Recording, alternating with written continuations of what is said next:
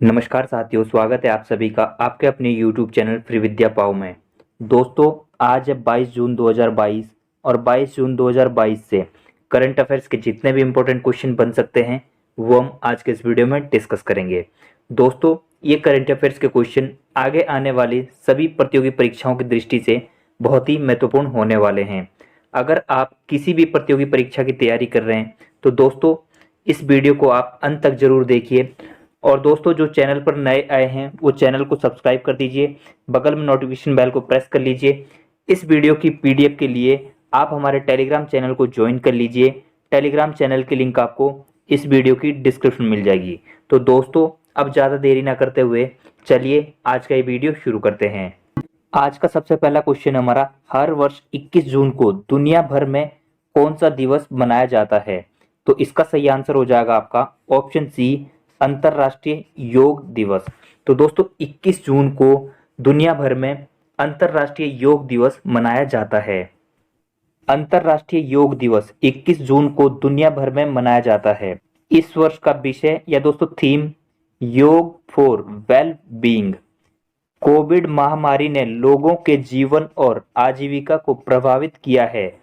ऐसे में लोग समग्र स्वास्थ्य को बढ़ावा देने में योग का महत्व अत्यधिक प्रशंसनीय है।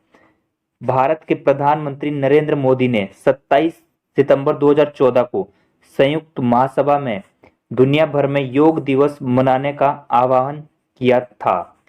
साल 2015 में पहली बार विश्व योग दिवस दुनिया भर में मनाया गया। अगला क्वेश्चन हमारा, हाल ही में किस देश के हमद अंतरराष्ट्रीय हवाई अड्डे को लगातार दूसरे वर्ष विश्व का सर्वश्रेष्ठ हवाई अड्डा घोषित किया है? तो इसका सही आंसर हो जाएगा आपका ऑप्शन सी, कतर। तो दोस्तों, कतर देश का हमद अंतरराष्ट्रीय हवाई अड्डे को लगातार दूसरे वर्ष विश्व का सर्वश्रेष्ठ हवाई अड्डा घोषित किया है। दोस्तों, यहाँ पर बात कतर की हुई है तो कतर की राजधानी है दोहा। राष्ट्रपति है तमीम बिन अहमद अल थानी। प्रधानमंत्री खालिद बिन खलीफा बिन अब्दुल अल थानी। क्षेत्रफल है दोस्तों 11,581 वर्ग किलोमीटर और ये पूरे वर्ल्ड का 158वां देश है क्षेत्रफल के मामले में। मुद्रा है दोस्तों कतरी रियाल। कतर के हमद अंतरराष्ट्रीय हवाई अड्डे को लगातार दूसरे वर्ष विश्व का सबसे सर्वश्रेष्ठ हवाई अड्डा घोषित किया है। इसकी घोषणा फ्रांस के पेरिस में पैसेंजर टर्मिनल एक्सपो में आयोजित sky tracks 2022 world airport awards में हुई है। कैंपेगौड़ा अंतर्राष्ट्रीय हवाई अड्डे बेंगलुरु को भारत और दक्षिण एशिया में बेहतरीन क्षेत्रीय हवाई अड्डे के रूप में घोषित किया है। अगला क्वेश्चन हमारा, निम्नलिखित में से अंतर्राष्ट्रीय योग दिवस पर प्रधानमंत्री नरेंद्र मोदी किस शहर में आयोजित समारोह का नेतृत्व करेंगे? तो इसका सही आंसर हो जाएगा आपका ऑप्शन ए, मैसूरू। दोस्तों, योग दिवस पर प्रधानमंत्री नरेंद्र मोदी मैसूरू में आयोजित समारोह का नेतृत्व करेंगे। अंतरराष्ट्रीय योग दिवस पर प्रधानमंत्री नरेंद्र मोदी मैसूरू में आयोजित मुख्य समारोह का नेतृत्व करेंगे।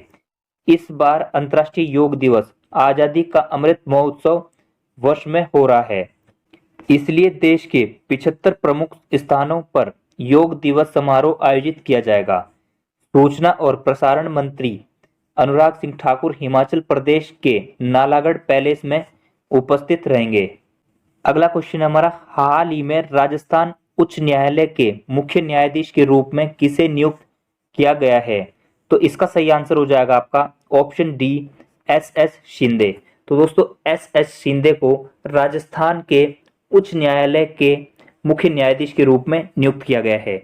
तो दोस्तों, यहाँ पर बात राजस्थान की हुई है तो राजस्थान की राजधानी है जयपुर। राज्यपाल है कलराज मिश्रा। मुख्यमंत्री है अशोक गहलोत। क्षेत्रफल है 3,42,239 वर्ग किलोमीटर और ये देश का सबसे बड़ा राज्य है क्षेत्रफल के मामले में। साक्षरता दर 66.1%।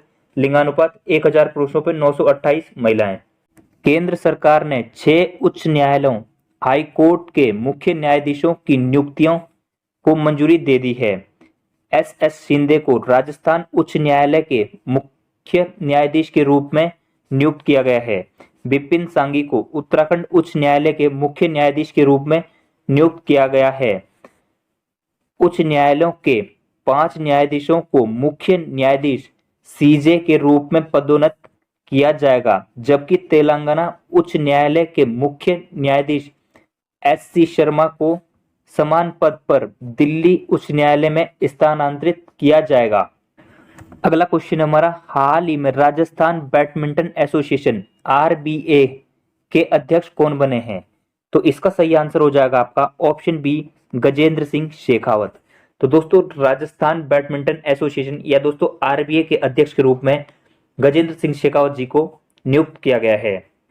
केंद्रीय जल शक्ति मंत्री और जोधपुर सांसद गजेंद्र सिंह शेखावत को राजस्थान बैडमिंटन एसोसिएशन आरबीए का निर्विरोध अध्यक्ष चुना गया है।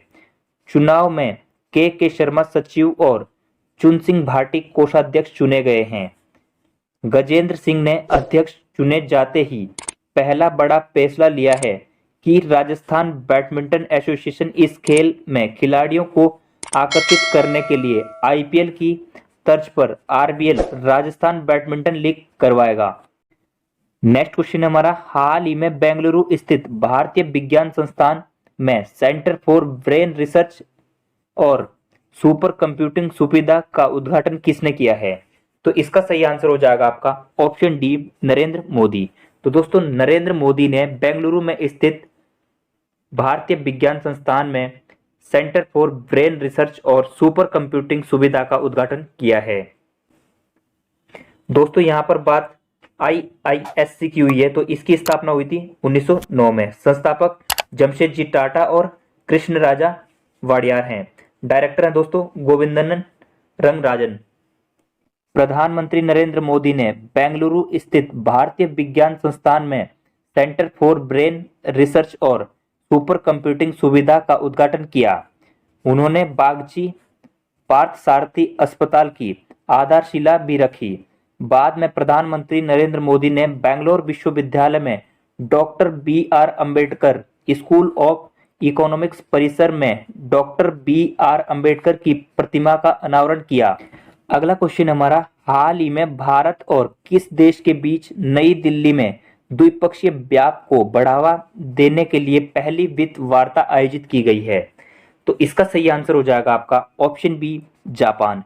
तो दोस्तों भारत और जापान के बीच नई दिल्ली में द्विपक्षीय व्यापार को बढ़ावा देने के लिए पहली वित्त वार्ता आयोजित की गई है।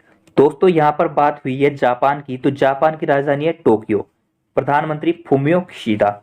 क्षेत्रफल 3,77,975 वर्ग किलोमीटर और ये पूरे वर्ल्ड का 62वां देश है क्षेत्रफल के मामले में।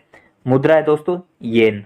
भारत और जापान ने नई दिल्ली में पहली भारत जापान वित्त वार्ता आयोजित की। इसका आयोजन समष्टि आर्थिक स्थिति, वित्तीय प्रणाली और वित्तीय डिजिटलीकरण पर दोनों देशों के विचारों का आदान प्रदान करने के लिए किया गया था। वित्तीय मंत्रालय में सचिव अजय सेठ और जापान के उनके समक्ष मसातो कांडा ने संवाद का नेतृत्व किया। वार्ता का अगला दौर टोक्यो में आयोजित किया जाएगा। अगला क्वेश्चन हमारा, निम्नलिखित में से किस स्टेडियम में एसएआई ने पहली बार स्क्वैश कोर्ट खोले हैं? तो इसका सही आंसर हो जाएगा आपका option C, major Dhyanchand national stadium, New Delhi. दोस्तों मेजर ध्यानचंद नेशनल स्टेडियम में एसएआई ने पहली बार स्क्वैश कोर्ट खोले हैं। एसएआई द्वारा भारत के major Dhyanchand national stadium New Delhi में स्क्वैश कोर्ट खोले गए हैं। दिसंबर 2020 में परियोजना की आधारशिला पूर्व खेल और युवा मामलों के राज्य मंत्री किरेन रिजिजू ने रखी थी। स्टेडियम में कुल 6 स्क्वैश कोर्ट बनाए गए हैं, जिसमें से 3 सिंगल कोर्ट और 2 डबल कोर्ट कन्वर्टिकल होंगे। भारतीय भवन निर्माण निगम भारत सरकार के स्वामित्व वाली कंपनी ने परियोजना को पूरा किया है। अगला क्वेश्चन हमारा, हाल ही में किस प्रौद्योगिकी संस्थान ने सेप्टिक टैंक को साफ करने के लिए एक रोबोट विकसित किया है? तो इसका सही आंसर हो जाएगा आपका ऑप्शन सी, भारतीय प्रौद्योगिकी संस्थान मद्रास। तो दोस्तों भारतीय प्रौद्योगिकी संस्थान या दोस्तों आईआईटी मद्रास ने सेप्टिक टैंक को साफ करने के लिए एक रोबोट विकसित किया है। भारतीय प्रौद्योगिकी संस्थान मद्रास ने मानव हस्तक्षेप के बिना सेप्टिक टैंक को साफ करने के लिए एक रोबोट विकसित किया है।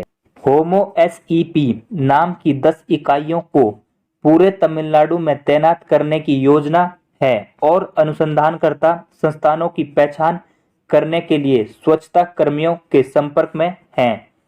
आईआईटी मद्रास के मुताबिक भविष्य में हाथ से मैल ढोने की प्रथा को खत्म करने का लक्ष्य, साथ ही डिजाइन किए गए रोबोटों की तैनाती के लिए गुजरात और महाराष्ट्र पर विचार किया जा रहा है। नेक्स्ट क्वेश्चन हमारा, हाल ही में उर्दू के अत्यधिक सम्मानित आलोचक, लेखक और भाषाविद प्रोफेसर का निधन हो गया है, उनका नाम क्या था? तो इसका सही आंसर हो जाएगा आपका ऑप्शन डी, गोपीचंद। दोस्तों गोपीचंद नारंग का हाल ही में निधन हो गया है, जो कि एक लेखक और भाषाविद प्रोफेसर थे दोस्तों उर्दू में। उर्दू आलोचकों और भाषाविदों में से एक प्रोफेसर गोपीचंद नारंग का निधन हो गया है। पद्म भूषण और साहित्य अकादमी पुरस्कार प्राप्त प्रोफेसर गोपीचंद नारंग ने उर्दू, हिंदी और अंग्रेजी में भाषा, साहित्य, कविता और सांस्कृतिक अध्ययन पर 65 से अधिक विद्वतापूर्ण और आलोचनात्मक पुस्तकें प्रकाशित की है। गोपीचंद नारंग दिल्ली विश्वविद्यालय और जामिया मिलिया इस्लामिया में प्रोफेसर एमरेटियस रहे हैं। इनका जन्म डुक्की में हुआ था, जो अब पाकिस्तान के बलूचिस्तान में है। अगला क्वेश्चन हमारा, 29 जुलाई 2022 को बर्मिंघम में होने वाले राष्ट्रमंडल खेलों में निम्नलिखित में से कौन कप्तानी करेंगे? तो इसका सही आंसर हो जाएगा आपका ऑप्शन सी, मनप्रीत सिंह। तो दोस्तों 29 जुलाई से बर्मिंघम में होने वाले राष्ट्रमंडल खेलों में मनप्रीत सिंह भारत की कप्तानी करेंगे। 29 जुलाई से बर्मिंघम में होने वाले राष्ट्रमंडल खेलों के लिए 18 सदस्यीय भारतीय पुरुष हॉकी टीम की घोषणा सोमवार को की है। राष्ट्रमंडल खेलों के जरिए भारत को इंग्लैंड, कनाडा, वेल्स और घाना के साथ पूल बी में रखा गया है। भारत का पहला मैच 31 जुलाई को घाना के विरुद्ध होगा।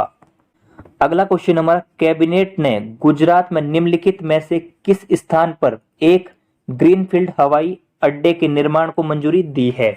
तो इसका सही आंसर हो जाएगा आपका ऑप्शन सी, धोलेरा। तो दोस्तों गुजरात में एक नए ग्रीनफील्ड हवाई अड्डे के लिए जो दोस्तों निर्माण की मंजूरी दी है, वो कहां दी गई है दोस्तों? धोलेरा में। गुजरात के धोलेरा में नए ग्रीनफील्ड हवाई अड्डे के पहले चरण के विकास के प्रस्ताव को आर्थिक मामलों की मंत्रिमंडलीय समिति ने मंजूरी दे दी है।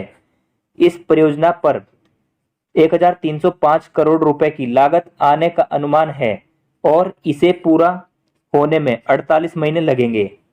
नेक्स्ट क्वेश्चन हमारा, हाल ही में किसने चिरायु प्रौद्योगिकी कार्यक्रम 2022 में मार्च 2023 तक 5G सेवाएं उपलब्ध करवाने की घोषणा की है?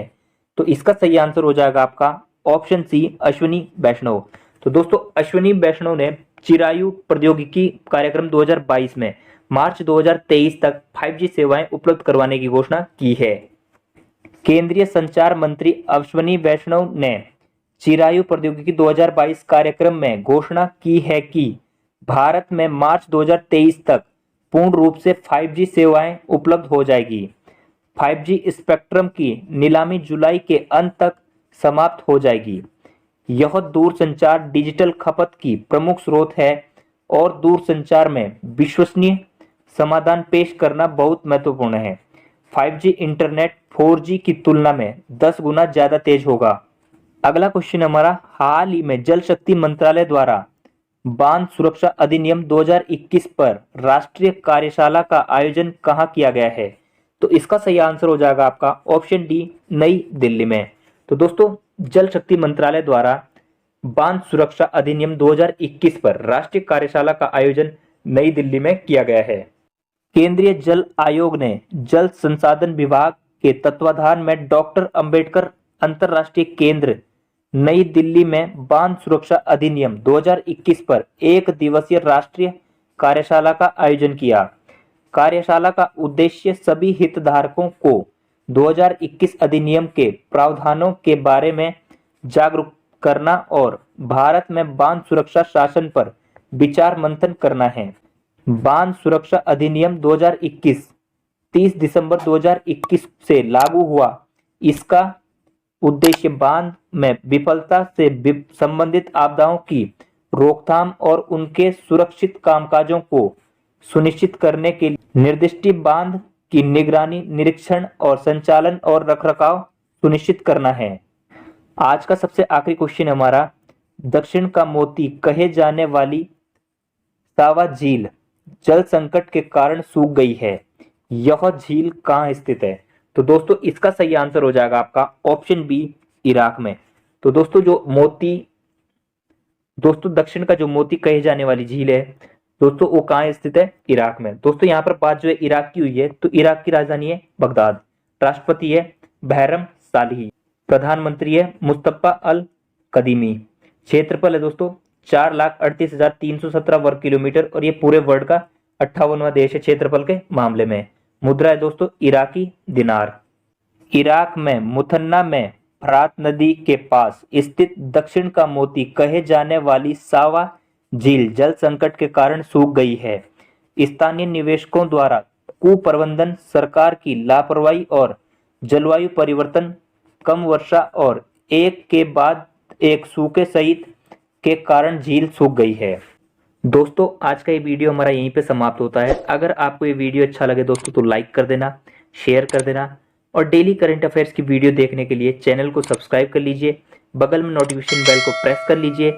तो दोस्तों चलिए मिलते हैं अब आप लोगों से अगली वीडियो में। तब तक के लिए जय हिंद, जय भारत, जय उत्तराखंड।